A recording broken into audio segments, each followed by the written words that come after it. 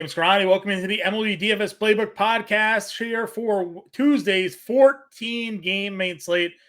James, my guy, another big Tuesday slate on the way for the people. They gave us a 7-day Monday, but we actually have some pretty big slates all week long. So this 14 gamers really just kicking off the start of it all. Yeah, buckle up. We're in for a ride this week. Big 14 gamers. So let's not even waste any time, John. We'll get right into Viva Las Vegas. Your Boston Red Sox, one of the biggest favorites on the board, minus 230, sending Cutter Crawford back out as a starter. That apparently plans to remain as a starter, even though, hasn't been really throwing starter innings. Biggest favorite on the board is Hunter Brown and the Houston Astros, minus 250 against it's Patrick Corbin Day, John. Happy Tuesday. Happy Patrick Corbin Day. Getting the Houston Astros matchup here. And Tony Gonsolin and the Los Angeles Dodgers minus 190 up against the Chicago White Sox. Those are the biggest favorites. In terms of over-unders, nothing really that big. The Boston game, 9.5 over-under. 9 implied runs in LA, Texas, 9.5 in Cincinnati, Kansas City, but that's really it. Those are the only 3 games currently with 9 implied runs or more. Sure. When we're going over there and taking a look at the rest of this slate, again, 14 games. Again, they showed the little weather symbol here for Boston, but I'm looking through the hourly forecast, at least for now on Tuesday. It doesn't look all that bad. So the other weather forecast here looks to be in Chicago.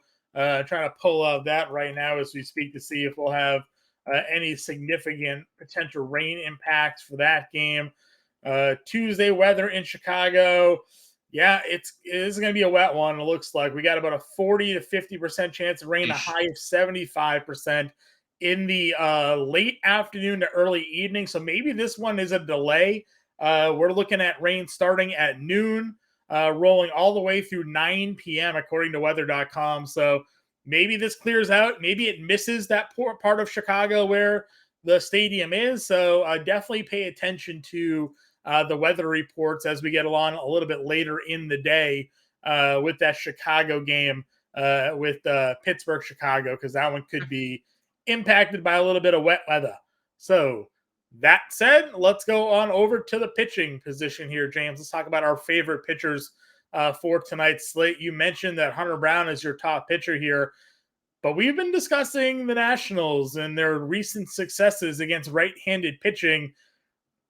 What do you think wins out here today? Do we get Hunter Brown coming off of some average-ish starts? He hasn't been the most dominant pitcher here really of late. He's had some high scores. He ran a couple of good matchups against Oakland. Minnesota got to him. Toronto got to him a little bit. What are you feeling when it comes to the Nationals and this matchup against Hunter Brown? Does he make your play today? No, I don't think he does. 10-5 is very pricey, and I like the next tier of guys below. I don't see myself getting to much Brown or Wheeler. I think moderate amounts if you're playing a 20 max, couple shares of each, but I would rather just go to Corbin Burnes coming off his best start of the year, 8 scoreless, 2 hits allowed, 9 strikeouts. Corbin Burnes is back, especially in the strikeout department.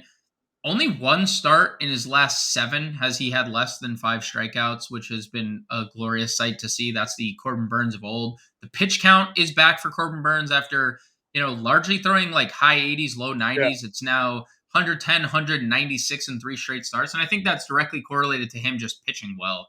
Milwaukee's just more trustworthy of him staying in the game. And we know Minnesota's an offense that strikes out a lot. It's mostly against lefties. Number righties. 1 strikeout rate in the league, right? Yeah. So against righties, last 14 days, 30.8% strikeout rate. Recency here. Kevin Gausman just had a hell of a time against Minnesota. They walked 4 times. They knocked them around. But that feels much more like an outlier performance than what we should be worried about here. And you're getting Corbin Burnes under 9K, under 10K rather. I do like that one a lot. What are your thoughts on Max Scherzer going up against the Yankees lineup without Aaron Judge in it? I love it because Scherzer looks looks really good and kind of hit around in that Brave start, but that was like the weirdest series of all time in terms of like runs scored for both teams.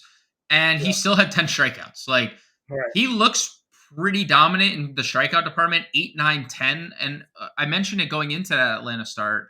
Like he has progressively looked better each start, especially in the strikeout department. He just wasn't healthy earlier in the year, and it was just limiting him.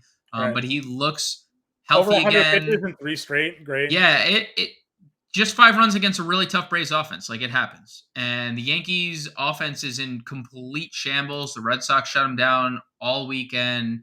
And without Aaron Judge, without Harrison Bader, Volpe struggling, Rizzo struggling, Stanton struggling. Like there's nobody, not one player in the Yankees lineup you can pinpoint right now and be like, yep, they're scary, right? Not one, not Yeah. literally one. So I think if you're not playing Corbin Burnes, Max Scherzer is the best spend up on the slate. Yeah, I'm with you there. Those are definitely the top price guys. If we're down into the middle tier, I mean Musgrove being Dude, $7,800, it's man. just so stupid. Like, what do we do? Why? Why? Yeah, Why? got up over 100 pitches against Seattle, which is great. Yep. Obviously, we were kind of a little frustrated getting pulled there against Miami. Miami and New York. 88 and 80 pitches, pitching really well there. Gets taken out. Seattle though, 102 pitches. Listen, I know Cleveland is slowly starting to come around. I mean, Ramirez has really been the one-man show there. They don't strike out all that much here, No. but this still feels like a too cheap of a price tag for Joe Musgrove. Yeah, and Cleveland's still like even with their coming around, they're still 25th in the league in terms of OPS against right-handed pitching. This is a horrible price for a guy that's actually striking people out now too. 8 strikeouts his last start. He's now had in his last 6 starts, he's only gone less than 5 strikeouts once. Yeah. And so yeah, I think Musgrove's going to be probably the highest owned pitcher in this tier. Yeah, I won't even really have much argument against that because I really don't love a lot what's in here. Listen, San Diego goes very up and down. BB is a pretty decent prospect. Yep. It's has some decent moments here. Gonsolin, we kind of like pegged the underlying numbers on him were not very good. Cincinnati goes out there, hits him up. White Sox lineups definitely hit or miss. Maybe people looked at Gonsolin at home, but there isn't really a lot in this range. I mean, maybe Bassett against Baltimore, but Baltimore's numbers lately starting to kind of pop around a little bit. Maybe Bassett at 9K is the next tier people kind of take a peek at. But for a 14-game slate, I go to Cutter Crawford, I think, is my favorite value on the board. But there's not really much else that I'm looking at here. I would throw darts at George Kirby. I think he's fine. Bassett, I don't dislike. Pablo Lopez on the flip side of Corbin Burnes coming off a really, really good start in Tampa Bay. He's been electric at times this year, but I largely agree. My favorite value would probably be Luis Severino. I know there's probably not a lot of win equity going up against Scherzer, but when you just look at the rest of the tier, John, yeah, in terms of talent, it's Severino and then the field probably. I know he's been pretty bad. Yeah. The strikeouts were good against the White Sox, although the home runs, that's been the concern. The home runs for Severino. But the problem is he's never profiled as a guy allowing home runs. This is the most home runs he's allowed in a while. For his career, 1.11 home runs per 9 innings. He's allowed 6 home runs in his last 2 starts. That's just not gonna. That's gonna stabilize eventually. So 7,100 for Luis Severino is just too cheap because he has, on a given slate when he's going good, he has double-digit strikeout upside.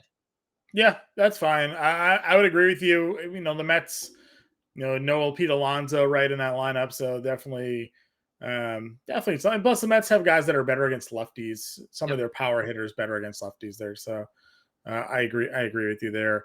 Again, I go Cutter Crawford against Colorado because I think Colorado is largely a trash offense, and Crawford should be extended. I think a little bit more in this one. Again, he had just pitched 3 days prior, and they let him throw 60 pitches. So I think stretching him out a little bit more could get a little bit of a longer leash. When he started earlier this year, max 93 pitches on opening night through 72 against the Angels. So we'll sit in that range. And then Chirinos is interesting. I pitched him against Minnesota at $5,900, came out with 19 fantasy points. I know he's a guy that doesn't profile for a lot of strikeouts, but Oakland, $6,100. I don't hate that. And again, we expect Tampa Bay to probably win this game. So if he goes and gives them another quality-ish outing, could get you another 15, 16 fantasy points here. Yeah, I don't hate it. The strikeouts were fine last time out. And I will say, if there was a time to maximize strikeouts, it's probably against Oakland, right? Right. I mean, Minnesota is the worst strikeout team against righties. He had 4. He probably doesn't go much more than 4, right? But if he gives you the White Sox here, when he pitched in relief, obviously, but if he gave you 5 innings and earned in 3 Ks, he still gave you 16 fantasy points in that game. So, Right. $6,100 is doable. So those are the pitchers for me on this slate. Anybody else Agreed. for you? Okay. Let's talk about our favorite infielders then. We're looking about breaking down matchups here. What's some of the key spots to target for you on this one? Al, if you want me to so I lead it like up, Wander Frank. Yeah, Wander Franco's good. Sorry, go ahead. No, yeah, Wander Franco, Bobby Witt would be the 2 top spends, and then I really like Ellie De La Cruz and Jose Altuve as my kind of 4 guys. Unfortunately, 3 of those guys play the same position. Right. Jose Altuve at second base, I like. So those would probably be my top guys: Wander, Witt, Ellie, Altuve.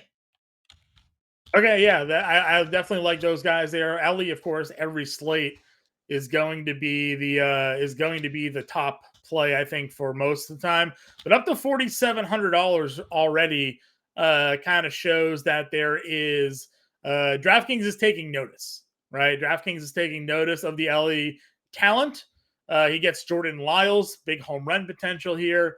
So $4,700, I think, is going to be a top play. I also like Freddie Freeman against Lance Lynn. I am not a Lance Lynn guy.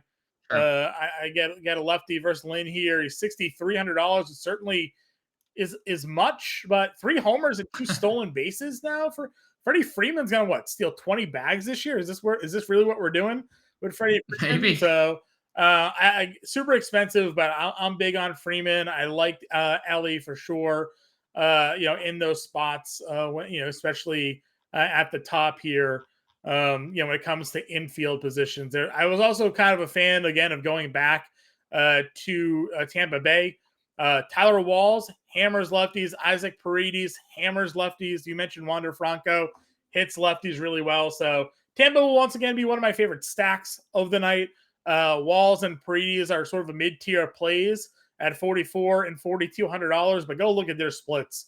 They're just gross. Taylor Walls against lefties on the year. Again, just quickly pull it up so I can quote it correctly, but it's pretty ridiculous. 375, he's 700 slug and an 1157 OPS. This is a guy that on the year is hitting 211. But against lefties, he's hitting 375 with a 700 slug and an 1100 OPS and 40 at bats. They play him every day, but if he only ever played against lefties, he'd be an all-star. So that's where I'm at for our top infielders. Where are you for some value infielders on today's slate? So Taylor Walls is definitely really interesting because he has like 2 hits in his last like 30 at bats. Oh yeah, no, because he mostly facing righties. But Martin Perez was on the mound against Texas. He had a good game against the other day. So again, lefties are just where he has to play. Some of my favorite value, Gunnar Henderson really stands out here, dude. Leading off, just talk about like just waiting out the storm that was the beginning half of the year, and you've been rewarded. 3 home runs in his last 4 games, 394 average, 1200 OPS. Oh, by the way, Gunnar Henderson now with an 804 OPS on the year, just like out of the clouds. Because what did he do? Like, he always was reaching base. Yep. He just wasn't hitting. And now he's doing both, and everything's coming around for this guy. We know Chris Bassett's been largely bad against left-handed bats. So Gunnar Henderson, immediately my favorite value on the slate. I'm not really sure it's like all that close to anything. At least on the infield. So Gunnar Henderson, and you stole my other one, Isaac Paredes, has just monster power. And we're gonna get to another really solid value from Tampa Bay in the outfield that Mhm. I really like, who bat flips on people he thinks are Right. racist, which I think is hilarious. Like, uh, just a hilarious thing that he does. But more on that later. But yeah, I love Isaac Paredes against a left-handed pitcher is my other favorite. Yeah, I think Rengifo gets a lefty here at $2,400. Could be a decent value play should he find himself in the lineup. And I also liked Tucupita Marcano. You're gonna hit probably lead off Lead off. Yep. against Tyon there. I think both of those guys are decent value plays for the infield. And I'll throw out the obligatory Casas call there as well. Gonna be cheap for Boston should that game find its way off. Chase Anderson on the mound at $2,600. If he has a good night tonight, may see more people go in his direction. Actually, let me throw one more at you now that I'm scrolling through. Jose Abreu maybe slowly starting to come around. Homers in 2 of the last 3, 6 RBIs. Aliens. Right? Home Home runs. runs. Home runs. He has 3 of the last 4 games. He had 2 hits in 3 straight. He had 2 homers, 6 RBIs. Now he's getting Patrick Corbin experience. So maybe Jose Abreu finally starting to break out a little bit. Maybe. So I'll probably the other I way got to one go. more. Okay. I got one more. Zach Nato. So Texas doesn't have a starter listed on DraftKings. They're expected to start Cody Bradford, and if you remember, we saw Cody Bradford pitch this Yeah. year. 8 earned runs in 10 innings, 2 left the yard, 7.20 ERA. Zach Nato has had a double dong the I was other gonna say day, and double down. Yeah. we know he hits lefties Mm-hmm. well. So like, I don't And know, he'll hit like 9 still, but we played that Ward Nato stack the other day, and it actually worked out. They yep. double stole. They got on base enough. Double still it was it was nice. It Uh, was nice. And so just throwing that out there, if they do start this Bradford kid, 25 years old, struggled in his 2 appearances with the major league team, not on DraftKings slate, maybe he's added later in the day. But worth noting, Zach Nato very sure. cheap. He's appearing for me on the DraftKings slate if you refresh your screen. Oh, okay. He wasn't appearing for me originally, so Yeah. good to know. Yeah. So he's showing up there for them. So all right, let's go on over to the outfield. Let's talk about our favorite outfield plays then here for the day. Again, just looking at some of these obvious matchups, you have Mookie Betts as your top priced outfielder, obviously the top priced second baseman there as well against Lance Lynn. Tatis gets Bibby here. Harper against Davies. I talked about the lefty splits against Zach Davies are pretty ridiculous there. Rosa Reyna gets a lefty. He hammers left-handed pitching. JD Martinez up to $5,700. We know he's hammering right-handed pitching. Where are you going with your outfield top plays of the day? Yeah, I wish some of these Dodgers were lefties at the top because we know Yeah. how absolutely atrocious Lance Lynn is against lefty bats. But hard not to get some of these guys. Honestly, Trout at 61 and Otani at 64, I really like. I know Trout's mired in like a really bad slump. I've actually don't remember the last time I saw Mike Trout hitting 250. But we're there right now, and that's kind of wild. But if Bradford struggles continue, this is not a team that you want your struggles to continue against with Trout and Otani at the top of that lineup and Taylor Ward as well. So I like both Angels. I definitely can get the JD Martinez just given what he's done against right-handed pitching. Same thing with Julio Rodriguez. Edward Cabrera has been a reverse splits guy, and I'm not exactly. I don't know if you saw Edward Cabrera's price on Yeah, this he's slate. expensive. I don't. I don't quite get it. Um, but he's been really bad against right-handed bats. 840 OPS, 369 WOBA allowed. Julio Rodriguez, 9 home runs against righties this year. Sure. So I think Julio Rodriguez fits in that tier with Trout and Otani for me. Okay. I agree with you there. No one will probably play Corbin Carroll, but he hits everybody right now. Yep. $5,500. Can certainly take a run there for some other top plays. Kind of just scrolling our way down. Boston's should be popular Yeah. again. Chase Anderson giving up home runs, still like surviving Yeah. ish. The home runs have been 5 home runs his last 3 starts. Like, he's definitely struggled in that area. But, like, again, the numbers are just screaming that he's going to get shelled. Screaming. Top of the absolute Mount Everest, screaming he's going to get shelled. So all of Boston's outfield for sure. Yeah, I know she didn't play Monday, so she would surely be in the lineup for Tuesday's game there. Yep. Mid-tier in value, guys. What are kind of jumping off the page to you here? Anybody of note? Yeah, Tampa Bay. Tampa Bay hits lefties really, really hard. They're number 1 in the league against left-handed pitching this year. I would play them all. Harold Ramirez right here, 349 ISO, 476 WOBA against left-handed pitching this season is kind of insane. And the value play that I was alluding to was Jose Siri, who's $4,100, a little pricier than I kind of expect him to be ever. But the power, dude, is crazy. 379 ISO, only behind Luke Raley on this team against lefties, and Luke Raley's sample is 2x less than Series is. 353 WOBA. Like, he just has all the power. Now, he strikes out a ton, which is, not the best, but Tampa Bay or Oakland throwing a guy that's not exactly a strikeout arm. So I love Siri and Harold Ramirez here in this. Yeah, I'm a big fan of that. We have Friedel here at $3,900 as well against Jordan Lyles. I know we're going to be in on that play there. Hunter Renfroe's back and only $3,700 against a lefty. Yep. Him and Taylor Ward paired both of them, right? 37, 35. Yeah, both of those guys are in, I think, fantastic spots. Duran's $3,600 let off tonight. Don't know if he'll lead off tomorrow with Yoshida back, but something to at least pay attention to. Story Ruiz is always a guy that's in play for stolen base potential as well. What was the other one that I liked? I was just scrolling down here. Oh, Leotis, $3,100 against Berea here. I think it's also a really good spot. His splits against righties this year, given the recent trend for him, are better than they are against lefties. Against righties this year, 303 average, 492 slug, 848 OPS, 4 of his 5 homers off righties, 3 of his 5 stolen bases, obviously, against right-handed pitching. So you're getting Leotis hitting 9th for the Rangers, but wrapping around to Simeon, Seager, that whole crew. At $3,100, I think is a really good value on this slate as well.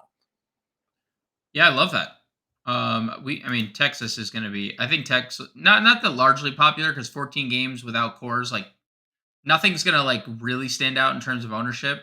But I like those plays. How about some? Where's Houston? How about some Houston? How about some Houston? I'm looking at where's Jolks? Dude, they're all free. So McCormick is 3K. 800. Oh.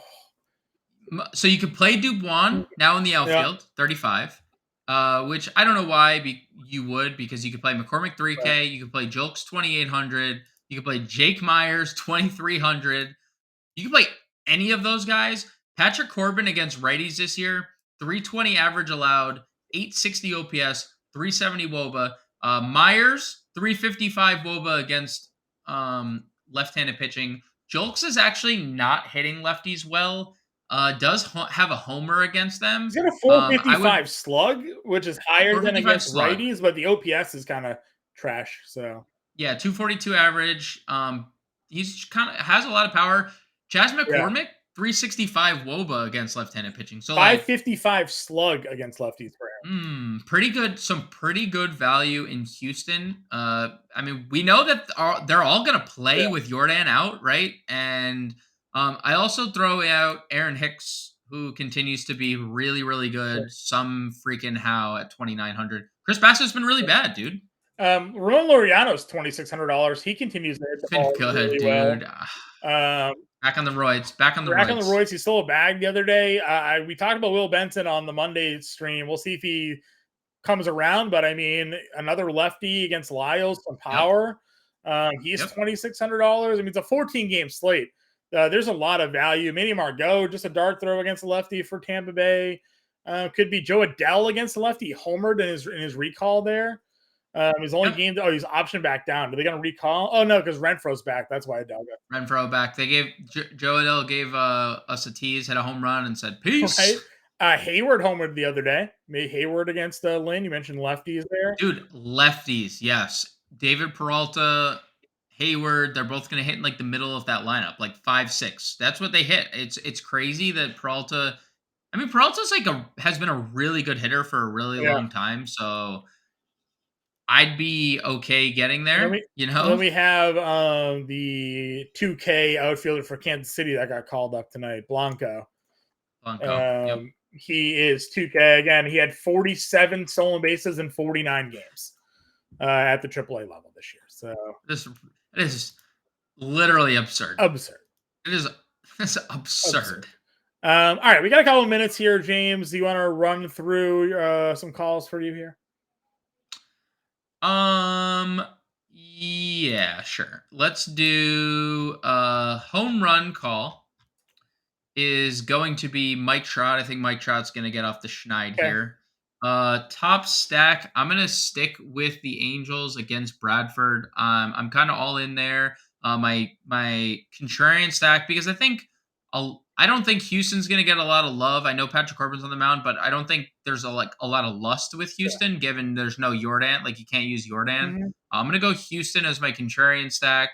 My top overall play, I went Trout. I kind of want to steal Freddie Freeman from you, but I won't. I'll go Wander Franco as my star of the night.